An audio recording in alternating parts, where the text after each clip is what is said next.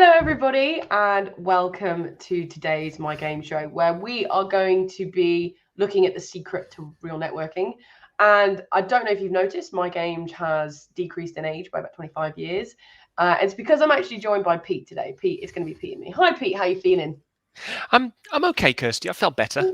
Yeah. Felt a little better in the past. But I'm being on these sessions always just gives a little shot of adrenaline, takes the edge off whatever it is that may be keeping you feeling a little run down. Like Maybe I'm just tired. Couple of extra. Are you not hungover? You just dehydrated and overtired? Yes, exactly. Yes, those things. Yeah. Right. Yeah, Well, we're going to have. end. Obviously, we've still got a really good show today, though. So, I mean, as we go through, please let us know in the comments if you're back to in-person networking, because I'd like to just see if that started up again. But Pete, we're talking about real networking, which is different to what a lot of people think it is. So, can you just sort of give me what real networking both is and isn't, I suppose? Yeah. I was going to say, I think that the first thing to define is what it's not, right? So, networking is not going to networking events, doling out cards, taking cards in, drinking warm chardonnay or delicious average quality non-alcoholic beer, shaking a lot of hands, doing a lot of the same sentence over and over again, and then heading off having won some business, right? That's not real networking. It's a tiny element going to those events, but it's not by any means all of it. Real networking is best understood when you know what a network really is. So a network, in our view, is a collection of people who are willing and able to help one another. Yeah? Okay. So real networking, the verb of that, is the act of building that network, of building those relationships, maintaining them, nurturing growing them to the stage where a person is willing to help you. And they're able to help you because you've specifically chosen them to be in your network. No one should be in the network because they're a good laugh. People in your professional network because there is a purpose to that relationship for you and for them. Interesting. Okay, because I know we're going to come to that in a second. So essentially, the real thing is real networking is a real network is a noun. It's not a verb. It's not going out to a networking event. It's a group of people. It's this collective thing that's powerful and does a lot for you in business, right? So you've got people who are on your team. You've got people who are supportive of you, who are sort of promoting you in some ways, who are introducing you to people, giving you things, and you give them back. It's reciprocal. The word? Yeah, I think reciprocity here is really one of the key things. One of the things I'm going to call out as one of the main elements of what makes up real networking. But what it's not as well is it's not doing the job. I think that's the key thing. I think some people say, yeah, you've got a great network of clients or that kind of thing. It's like, well, when was the last time you spoke to them about something that wasn't work? Oh, no, I just do a really good job. It doesn't count. That's you're paid for that, so it doesn't count. And I think for some people, I've just seen someone's popped up to say that there are certain circumstances. Gavin, hi Gavin, thank you for joining us. In-person networking was always very rare anyway. That's very true. We're too busy placing people, and I think that's really the trap that we easily fall into. We're too busy to do real networking. We're too busy to invest time and effort in an interaction or a conversation that's not like going to immediately lead to some work. The idea of investing in a relationship over some time to move it to a position where the person's willing to do business with you, make an introduction for you, just share insights and knowledge that you'd really like to know. It's too far down the horizon. Right. A lot of people work on a week's time horizon. And if what I'm doing now isn't going to impact in this week, then it just falls to the bottom of the rung, as it were, on the ladder. Now, we are going to get into the 3 tips about how to sort of go create your own one. But what would you say is the biggest benefit of having a real network? Having these people who are willing and able, which are key words, this willing and able is important here. But why? Because we're going to it takes some time, it takes some energy. It's better than just going to networking events. Like, why would I have it as a business person? I think there's two things, really. On the one hand, there's business. The work you can win through real networking, through relationship building, will be of a higher quality than the work that you can you can pluck from the low-hanging branch of a networking event. If you go there and someone's like, oh, thank God, yeah, I need that exactly. There's kind of a reason they don't already have it. Either they don't need it very often, so you're going to be in exactly the same place of needing to win a piece of work the following week because you've done them and they don't need you again. Or there's a reason that they keep churning through suppliers and they're not an ideal client to work for. Conversely, people who have repeat work, who have a big budget essentially to protect or are capable of expending a lot on your service tend to be senior people, busy people. We had the HRD for Landsec, the international HRD, and he said, look, the only way you will get to me, the only way you will ever get to me is if you've given value to my team. Yeah. And then they will talk to me. And then you won't get business. You've got to give value to me.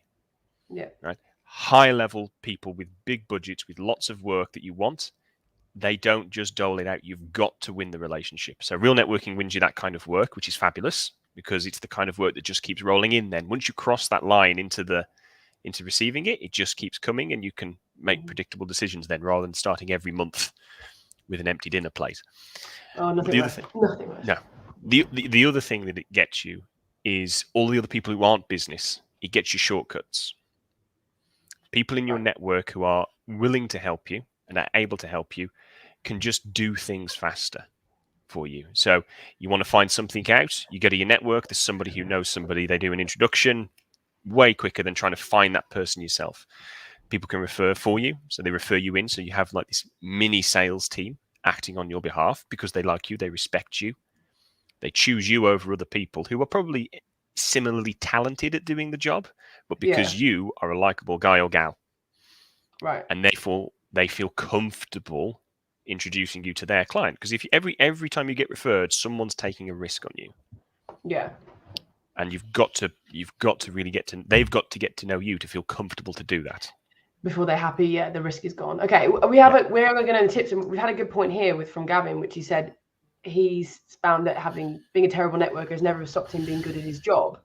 Yep. Maybe having a great network helps you, but if you offer an amazing service, that network is less needed. And I would possibly agree, but I would say, Gavin, that everybody drops the ball. Something will happen that means, everyone's had an unhappy client. It's just a way of being a business. So I think if you've got that strong, real network, right, they're more forgiving of clients, are more forgiving. They're more willing to work with you.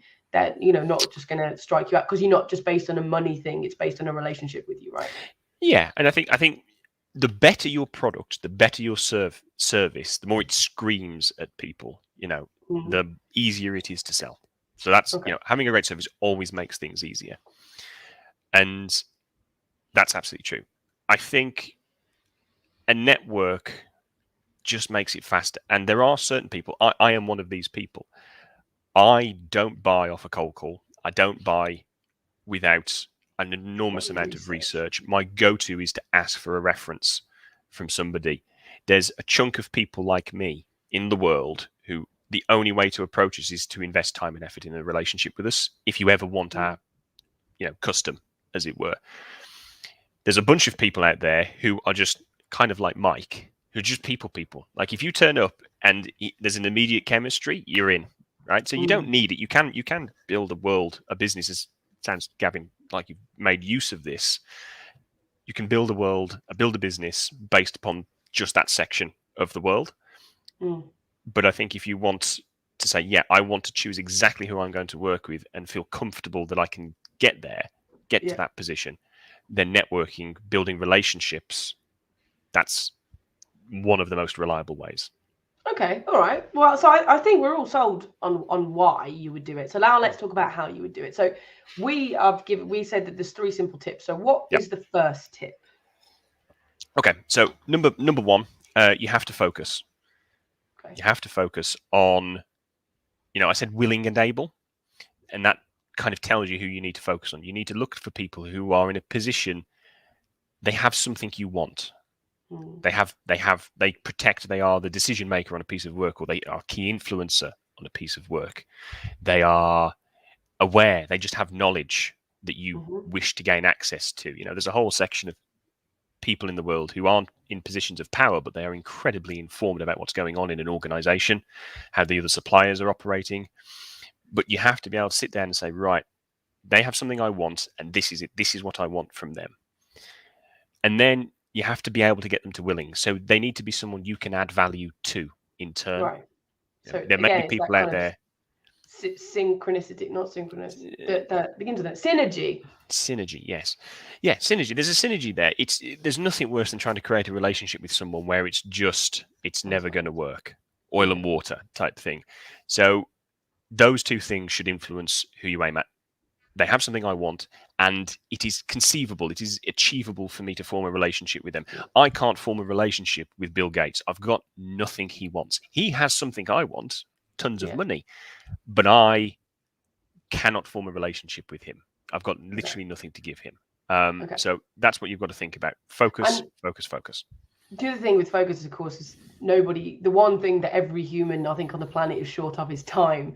And you could go through and have, 100 people in this real network that they all possibly could add value to, but you have to prioritize, are you looking for information? Are you looking for coaching? Are you looking for introductions? Do you have a mix of them? Like, it is about making sure that you make the most of your time, right? Instead of just having a little bit here and there. Yeah, being structured and organized, which in a way is the same as focus. It helps you focus. Mike estimates, and this is something I've seen borne out in conversations with people, that in your core network, the ones who you know everything there is to know about them, the relationship's very, very good. You see things and you instinctively know that's something they'll find valuable. That kind of level. He reckons you've got maybe capacity for 20 people in your network. Thinking about the fact that you've got professional, you've got a personal life that takes up time, you've got responsibilities to do your job, you've probably got 20 people you can really, really go to town on in terms of your networking efforts. You've then probably got another 60 who can be, you're paying attention to, you're working on, you're investing in the relationships. It's just not that really deep instinctual awareness of who they are. And then beyond that, you've got an unlimited capacity, but the relationship will not be very strong. You will not put a huge amount of time into those people. It's as and when the opportunity presents itself. So 20 people, 60 people, so all in all about 80 people you can really focus on. And at the earlier you have no time. And when you're building them, obviously it's less because you need to put more effort to build something and to maintain it, right? So perfect. Yeah. So the whole point of this is to figure out what you need, what you want, what you're looking for, figure out who those people are, and then figure out what you can give to them as well to make this a kind of equal thing. Now that's sort of leads us on to point number 2, doesn't it? It does, very smoothly. You're good at this, Kirsty. I am. I'm afraid. Yes, tip number 2, give. In fact, I love this one so much. I'm going to say 3 times, give before you ask. There are a lot of people, we've all experienced it, who will pop up and just, could you do us a favor? It's like, I haven't heard from you for 2 years. And all of a sudden, just because I've changed job or I'm in a position, or you've changed job and suddenly I'm relevant, that you're like, just do me a favor. It doesn't work that way. You need to create a sense of indebtedness. You need to be a giver, not a taker. Nobody has time in their networks for takers. You will be cut out if that's the way you behave. So you have to invest in it. And the key here as well, I think I said it all earlier a little bit, doing your job good doesn't count. If you get paid for it, it doesn't count as giving. It's transactional then. So and it's expected as well, isn't it? It's expected. It's expected that if I'm working with you, that you're good at your job. You shouldn't, if you're not good, I will go with someone else. Yeah, exactly. Yeah, exactly. So you've got to understand what people value. And I think the trouble is that all of us live in a self-orientated, not selfish, in a self-orientated world. We can only see the world from our perspective. My perspective on recruitment as an industry and being a recruitment owner is not the same. Despite all the time and effort I put into it, can never be the same as being an actual recruitment owner, business owner. So you have to really understand that the odds are what you want them to be interested in, your service, probably is not top of their list most of the time. No. Most of the time it's not. And as soon as it's taken care of, it definitely won't, because it's like it's in the box of completed. You've got to think around the edges of what they do. So going to an MD of like a sales director and saying, "Hey, I've got this great piece of information about how to be a good salesperson." Probably not gonna. They're probably gonna laugh in your face, aren't they? Yes. Oh, put your hand up, Cameron. Pull it away slowly. I think that's done the focus. Thank you, Gavin. So you've got to look around the edge of the job. So if a sales director, the odds are managing people, it's kind of not the core of what he does, but it's on the edge. Finding talent, being aware of market changes, spotting new markets. Are you aware this is coming? That kind of thing. So looking around the edges of a person, but also looking at them as a person. So you may be able to find nothing professionally. Yeah.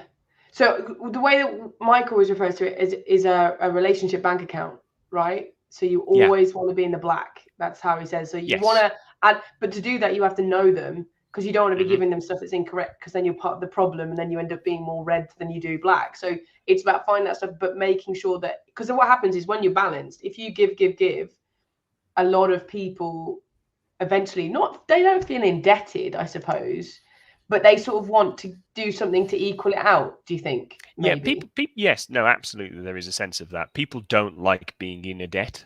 They don't like that sense of imbalance. I have some people who I have taken more than I've given to, and it preys on my mind a lot. I look constantly for an opportunity to just try and balance the books a bit, and people will do that for you. Not everybody. There are takers in your network. Real networking, it's like a garden in a lot of ways. You have to constantly just be pruning. Oh, you know what? That's not working. That's got to come out. I'm going to pop something else in its place. So if you're giving, and you start to test the grounds of, can I come in? Can I have a coffee? Can we talk properly about what I do? And it's like, nah, I've got no time for that. Right. Okay. Maybe I should be putting my time and effort elsewhere. Someone else deserves that slot in the top 20. That focus, doesn't it? Yeah. But again, what you want as well is, in those instances, is you don't want to work with that kind of person, because everyone's had that client as well who is just take the mick a little bit. And by figuring it out here, you don't want to, because it goes back to that focus. You're choosing who to work with. You're choosing who's going to be in there, and nobody wants nightmare clients. So it's a good way of sort of figuring that out early, I think. Okay, perfect. So we're figuring out what's valuable to them. We're figuring out what they want. What's the next step? So we've figured out who we want to talk about. We're giving them loads of value. We're making sure we're in the black in that relationship bank account. What's the next thing that we should do? So the other thing to understand is that interactions are the lifeblood of a relationship. Okay, so just before this, can we just give a definition of what interactions would be? Because there's a lot of different types, right? Yeah, so a lot of people would say an email is not an interaction. Just firing off an email with if they don't come back, it's not an interaction. It's a monologue, not a dialogue. Yeah. Just talking to the ether, talking to a brick wall type thing. So an interaction is some form of back and forth between you and the other person. And obviously some are stronger than others. An email which is actually read and responded to, that does count as an interaction. It's probably the lightest touch interaction you can have, least valuable to the relationship. All the way at the other extreme, you've got a big night out with like you had yesterday, with a very valuable person.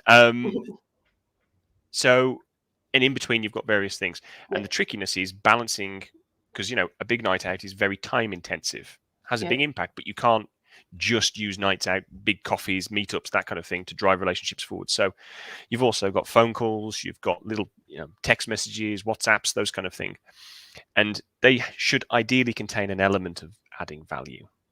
Okay, because we refer to this as the relationship bridge, don't we? So these interactions, you're here and your client is here, and there's like this gorge or river between you, and you're building a bridge. So you have social media interactions, you have emails, you have phone calls, you have in-person meetings, and they're all different strengths and add a different layer to the bridge, and until essentially you can walk over it and be best friends. Exactly. Yeah, it's a lovely. It's Mike's favorite go-to analogy. That's between you and another person, there is this chasm which you have to clear if you are going to ask for work, ask for whatever it is you want from them.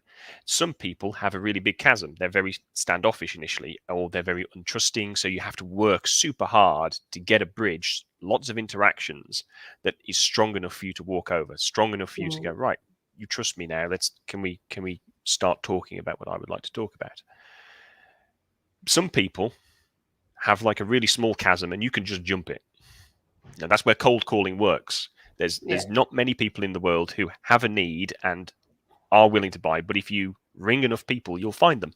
And you'll win work. So cold calling can work. That's why it works. But the goal is to build that bridge. And as you said, the layers, it's a beautiful analogy because some layers are very thin, wispy. They add very little strength to the bridge. So if you try and get over a bridge just based upon a collection of social media interactions, you need a lot of them. You can build a complete relationship on social media. People get married because they met online, you know? But it's hard work. And like I said, a lot of them, which means it takes a long time. You were looking to accelerate that a bit with a mix of interactions. Okay. So what's the sort of purpose of the interactions? We've briefly spoken about it. Like, so one thing we sort of mentioned would be gathering in information, right? So these interactions, they're not based around work. Sometimes there are some information might be, you know, whether they're going to tender for something or whether they are reviewing their suppliership or something like that. But it can also be personal stuff, right? Yeah. Going back to give, you can't give if you don't know what they find valuable. You've got to learn about the person as a whole, professionally. What are the challenges they're facing? What's going well for them? What would an opportunity, look like for them? But also, are they running a marathon? Have they got an ambition to learn the piano? Are the kids struggling to get into a school or struggling with whatever it is in their world that matters to them? Yeah, we went out yesterday, didn't we? Which is why someone's a little bit delicate over there. And the person we went out with expressed the fact that they don't have a sweet tooth. So at Christmas, they receive lots of chocolate and biscuits, and they're like, nothing. If you send them a pork pie and a sausage roll and some olive bread, then they're all over you like a rash. So it's understanding this making people feel known and seen and understood, right? And valued. Yeah. People value being heard. And then it's not just being heard, that just saying I hear you doesn't count. You've got to show it. And the interactions are a mix of gathering this information and then demonstrating that you paid attention.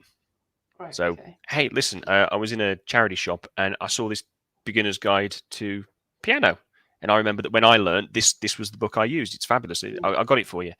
You know, so gifts can do. I came across this information. Have you seen that they're changing the school admission policies? Okay. Yeah. Show that you've listened to what people have told you, and they will feel appreciated, understood, and that's what psychological safety is. Something people crave. All humans crave it. It means different things to different people, but that's what they're after. So what you're looking to do is you're looking to build that sense of affinity and rapport. I was going to say, this is the thing that it does, doesn't it? It makes people feel closer to you. Yeah, it does. Yeah, it makes people and it makes them feel like they can trust you. There's a psychological, I think I've spoken about it before, called the mere exposure effect. So human beings are just a bundle of shortcuts and biases in the programming in the brain. Mere exposure effect is one of these things, which is essentially the more you are exposed to something, the more likely you are to grow to like it. So if you walk past the same potted plant every day at your desk, over time, you get to quite like that plant. It's a great plant. They've shown it constantly. Repeated. It's one of the few that's kind of repeatedly demonstrated in humans. Artwork, people, food, flavors, music, exposure, not every single time, but as a rule, will result in a stronger feeling of appreciation for something. So that's the other thing that interactions get you. Gathering information, you're giving value, but also you're just being a regular face, and people will grow to like you. Yeah. So that's one of the reasons I love videos, not quite on topic, but because people feel like they're having a conversation with you because they feel like you're talking to them. So it builds that mirror exposure effect. Perfect. Okay. So let me just we're running out of time. So let me just round this up. So what we looked at is a real network is a group of people who are willing and able to help each other. That's really key here. They must want to and must be able to. And so in order to have that, and then real networking is fostering that group. So in order to do that, you must know who you're going to focus on. You have limited time, you're very busy, or you're learning, or you're growing your business. You can't focus on everybody. So you have to prioritize what your needs are, what you're looking for, whether that's business, whether that's introductions, whether that's knowledge, coaching, whatever it might be. And I imagine a varied group of people would be helpful. And so you focus on them. You know who you're going for, and you make sure that you can give to them just as much as you receive. Different ways, but you can still do it. Yep. Which brings us to 2. You have to be able to give to them. You have to drown them in value, which is appropriate, which is actually what they want. No good sending a box of chocolates to someone who's got a savoury tooth. Send them a box of olives, you're winning. It's making sure that you understand them, that you sort of get the kind of person that they are. You're making sure that relationship bank account is always in the black. And to do that, you interact with them. You build that bridge full of interactions, whether they're like the odd social media, whether they're in-person meetings. And these only really count if they're not to do with work. If they're not, I've done the job, that counts as a phone call. No, that you have to add value to them and make them feel appreciated, valued, understood, and like they can trust you. Yeah. Perfect. Yes. And what you end up with then is a network of people who want the best for you just as much as you want the best for them. And that's a very powerful thing. Yeah. And with that, you can build empires. I mean, Mike did. In fact, most people I know who have built a really successful business, when you get under the hood, a lot of the work they have comes from a core network of people. And Mike used to say to us when we were kids, didn't he? Dad used to say to us, you could take everything away from me as long as I kept my network, I could do this again. Yes. And he did. Yeah. And he did do it's it repeatable. Again, it is predictably repeatable.